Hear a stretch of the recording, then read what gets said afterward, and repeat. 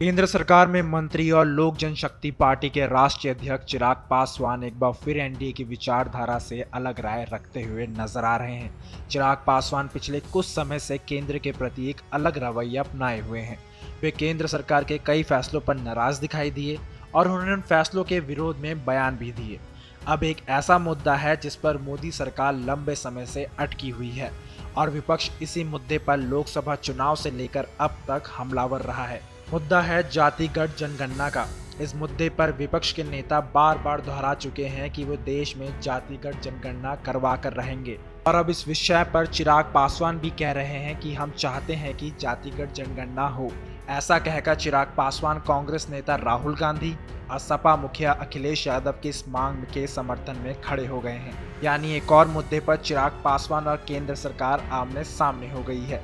बता दें कि इससे पहले भी चिराग पासवान जातिगत जनगणना को लेकर अपनी ऐसी ही राय रख चुके हैं, बल्कि बीते दिनों उन्होंने लेटरल एंट्री वाले मामले पर मुखर विरोध जताया था। दरअसल झारखंड में विधानसभा चुनाव होने वाले हैं, जिसको लेकर बीते रविवार चिराग पासवान ने झारखंड में चुनाव लड़ने की तैयारियों की समीक्षा की।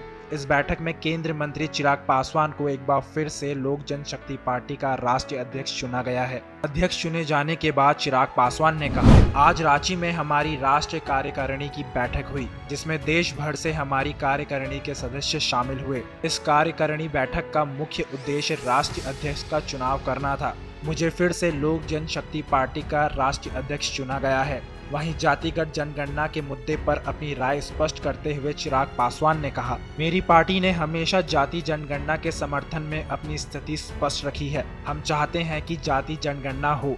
इसका कारण ये है कि कई बार राज्य सरकार और केंद्र सरकार ऐसी योजनाएं बनाती हैं जो जाति को ध्यान में रखकर तैयार की जाती है। ये योजनाएं मुख्य धारा से जोड़ने के उद्देश्य से बनाई जाती है। ऐसे में सरकार के पास उस जाति की जनसंख्या की जानकारी होनी चाहिए। कम से कम ये जानकारी होनी चाहिए ताकि उस जाति को मुख्य धारा से जोड़ने या संबंधित योजना के तहत धन का वितरण उचित मात्रा में किया जा सके। इस संबंध में ये आंकड़े कम से कम सरकार के पास होने चाहिए। बता दें कि चिराग पासवान पहले भी जातिगत जनगणना को लेकर ऐसे ही राय रख चुके हैं, बल्कि न सिर्फ जातिगत जनगणना बल्कि उन्होंने कई और मामलों और मुद्दों पर भी अपनी सहयोगी पार्टी के रुख पर विरोध जताया है। हाल ही में चिराग पासवान केंद्र सरकार की लेटर एंट्री वाली भर्ती को लेकर मुखर विरोध करते नजर आए थे। बीते दिनों चिराग पासवान ने भारत बंद को भी समर्थन दिया था। ये बंद अनुसूचित जाति व जनजाति आरक्षण में क्रीमी लेयर पर सुप्रीम कोर्ट के फैसले के खिलाफ देश भर के विभिन्न संगठनों के आह्वान पर बुलाया गया था। कई विपक्षी दलों को भी इस भारत बंद का समर्थन मिला था। वहीं जहां विपक्ष बार बार जातिगत जनगणना की वकालत कर रहा है और कह रहा है कि जातिगत जनगणना करवा कर ही रहेंगे, ऐसे में चिराग पासवान का ये बयान कितना सुर्खियों में रहता है, ये देखना दिलचस्प होगा।